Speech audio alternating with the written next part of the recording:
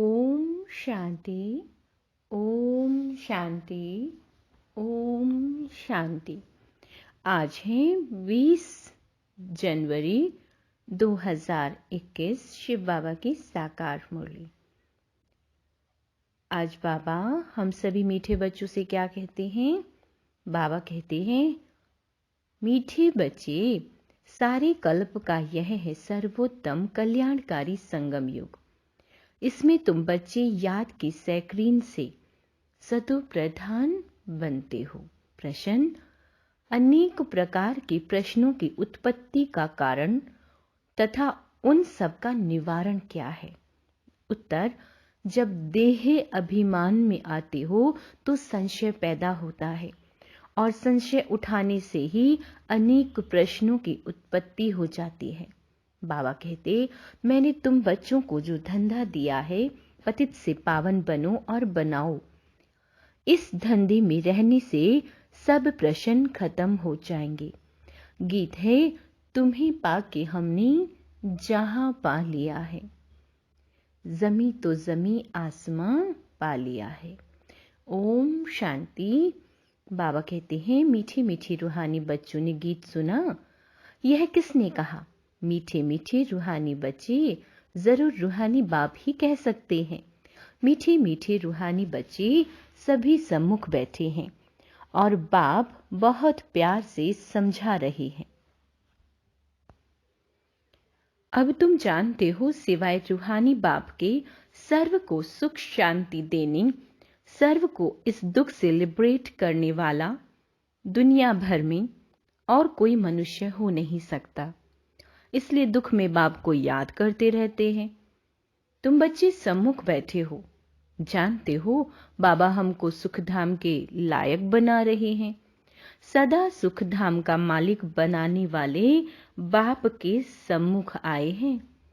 अभी समझते हो, सम्मुख सुनने और दूर रहकर सुनने में बहुत फर्क है। मधुबन में सम्मुख आते हो। मधुबन मशहूर है। मधुबन में उन्होंने कृष्ण का चित्र दिखाया है, परंतु कृष्ण है नहीं। तुम बच्चे जानते हो, इसमें बड़ी मेहनत लगती है। अपने को आत्मा घड़ी घड़ी निश्चय करना है। मैं आत्मा बाबा से क्या ले रही हूं? वर्षा ले रही हूं। बाप एक ही समय आता है सारी चक्र में। यह कल्प का सुहावना संगम युग है। इसका नाम रखा है पुरुषोत्तम। यही संगम है, जिसमें सभी मनुष्य मात्र उत्तम बनते हैं। अभी तो सभी मनुष्य मात्र की आत्माएं तमो प्रधान हैं, सो फिर सतो प्रधान बनती है। सतो प्रधान है तो उत्तम है। तमो प्रधान होने से मनुष्य भी कनिष्ठ बनते हैं। तो अब बाप आत्माओं को सम्मुख बैठ समझाते हैं, सारा पार्ट आत्मा ही बजाती है, ना कि शरीर। तुम्हारी बुद्धि में आ गया है कि हम आत्मा असल में निराकारी दुनिया व शांति धाम में रहने वाले हैं।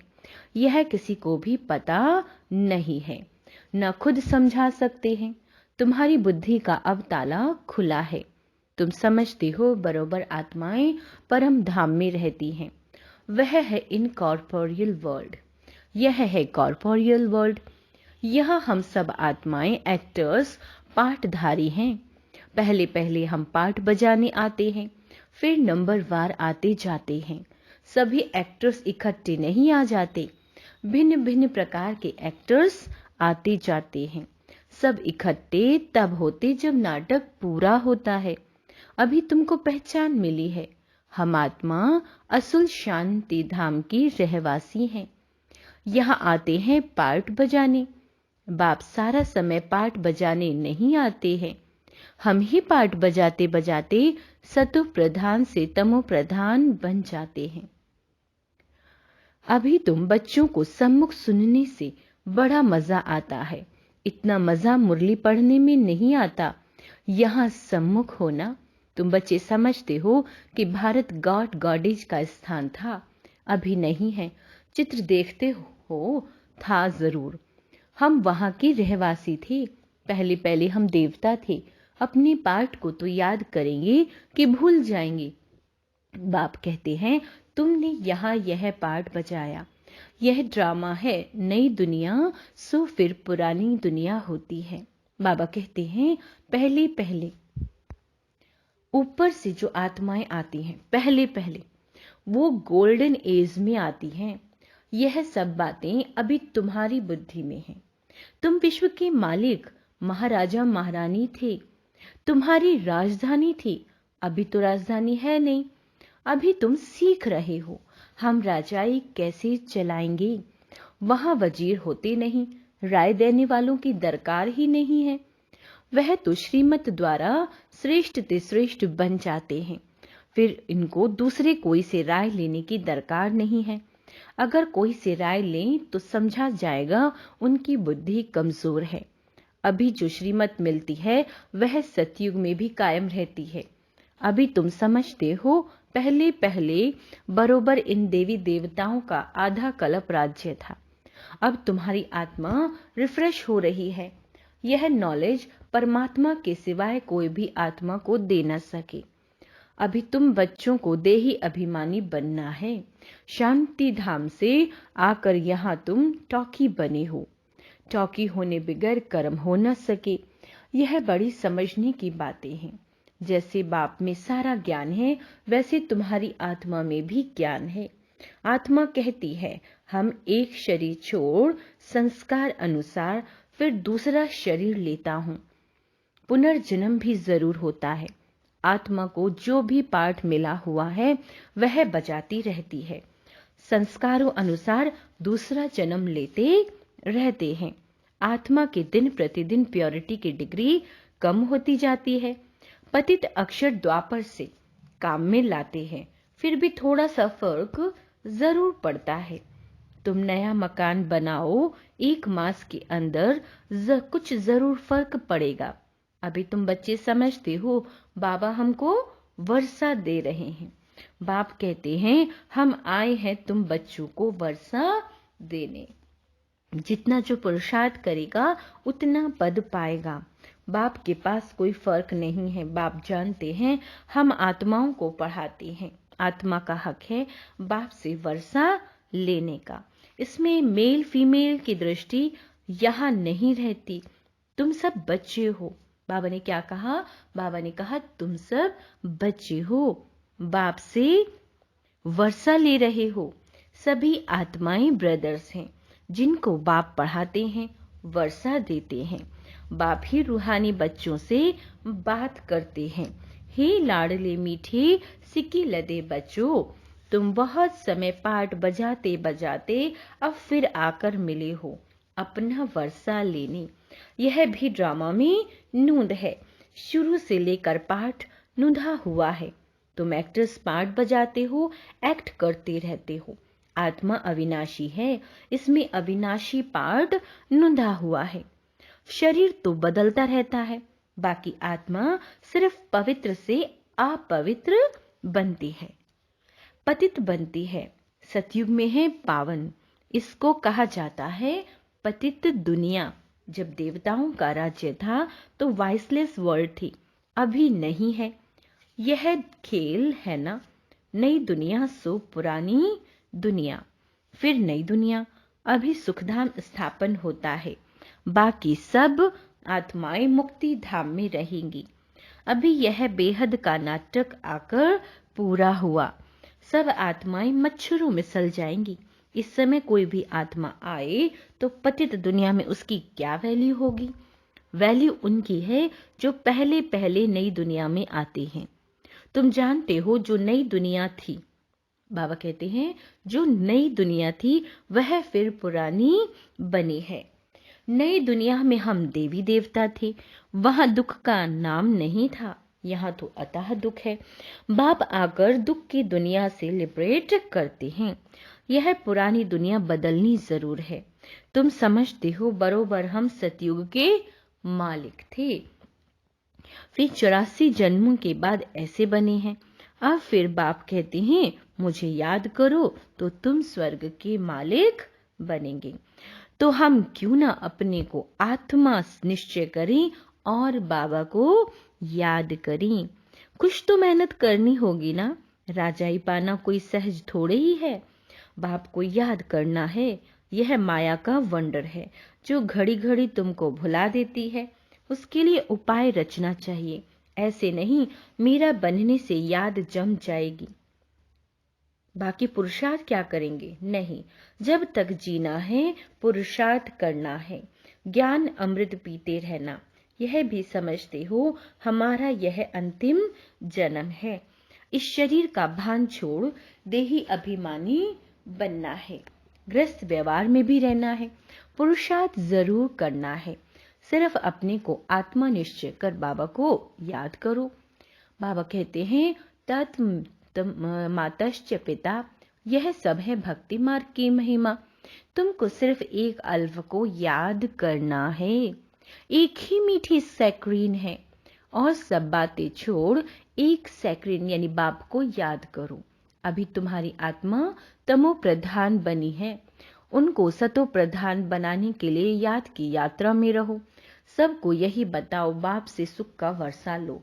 सुख होता ही है सतयुग में। सुखधाम स्थापन करने वाला बाबा है। बाप को याद करना है बहुत सहज, परंतु माया का ऑपोजिशन बहुत है।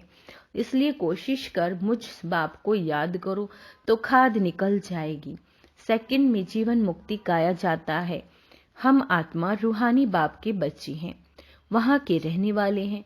फिर हमको अपना पार्ट रिपीट करना है। इस ड्रामा के अंदर सबसे जास्ती हमारा पार्ट है। सुख भी सबसे जास्ती हमको मिलेगा। बाप कहते हैं तुम्हारा देवी देवता धर्म बहुत सुख देने वाला है, और बाकी सब शांति धाम में ऑटोमेटिकली चले जाएंगे। हिसाब किताब चुकतू कर, जास्ती विस्तार में हम क्यों जाएं? बाप आते हैं सबको वापस ले जाने। मच्छरों सदस्य सबको ले जाते हैं। सतयुग में बहुत थोड़े होते हैं। यह सारी ड्रामा में नोंद है। शरीर खत्म हो जाएंगे, आत्मा जो अविनाशी है वह हिसाब किताब चुकतू कर चली जाएगी। ऐसे नहीं कि आत्मा आग में पड़ने से पवित्र होगी। आत्मा को याद रूपी योग अग्नि से ही पवित्र होना है। किससे होना है? याद रूपी योग अग्नि से।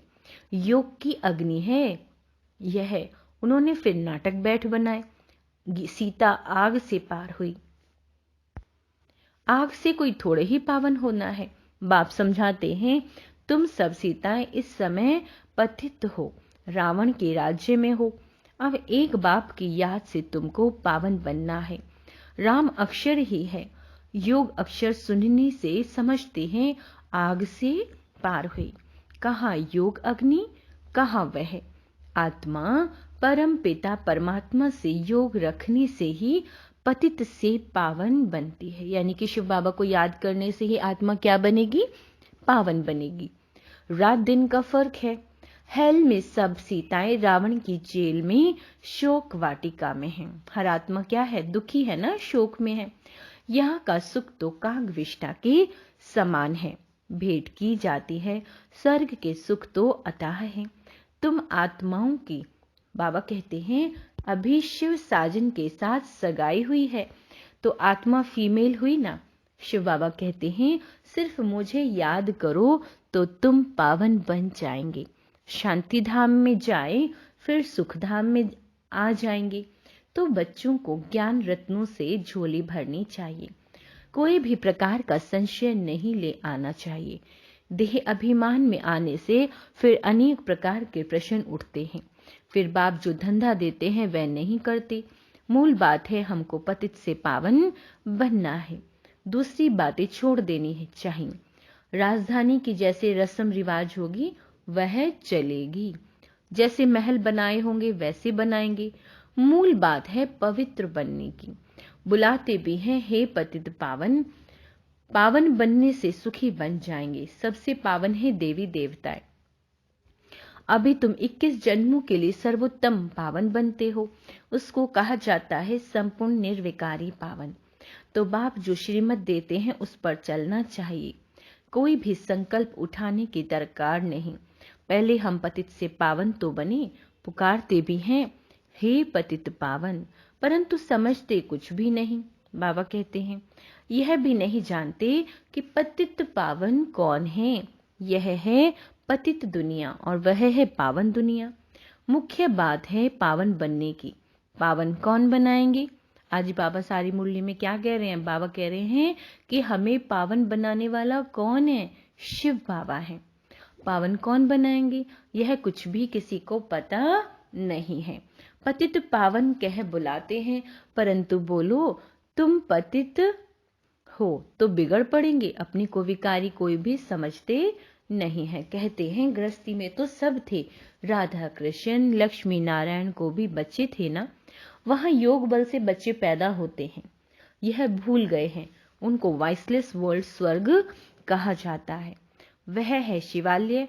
बाप कहते हैं पतित दुनिया में एक भी पावन नहीं।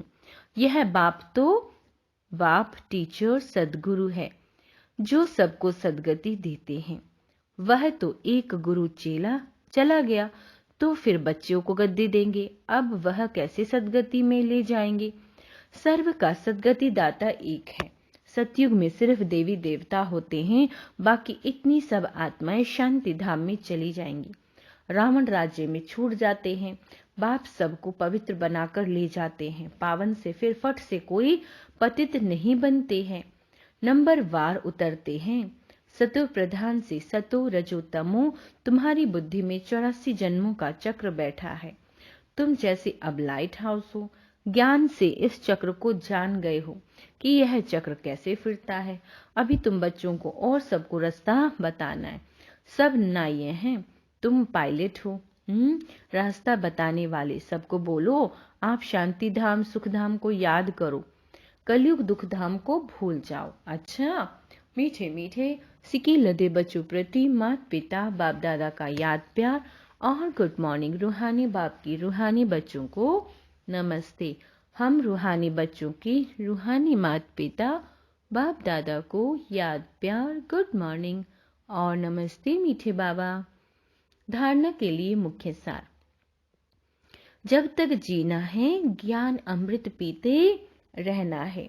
अपनी झोली ज्ञान रत्नों से भरनी है, संशय में आके कोई प्रश्न नहीं उठाने। योग अग्नि से आत्मा रूपी सीता को पावन बनाना है। किसी बात के विस्तार में जास्ती न जाकर देही अभिमानी बनने की मेहनत करनी है। शांति धाम और सुख धाम को याद करना है।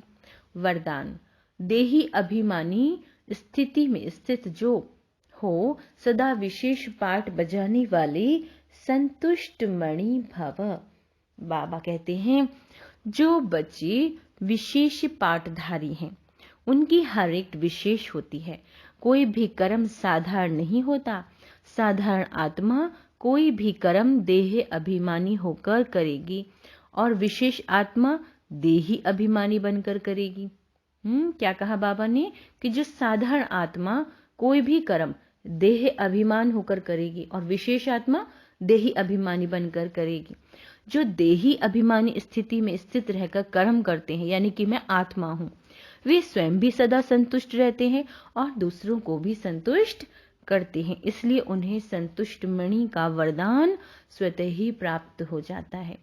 स्लोगन है प्रयोगी आत्मा बन, योग के प्रयोग से सर्व खजानों को बढ़ाते चलो। अच्छा, ओम शांति।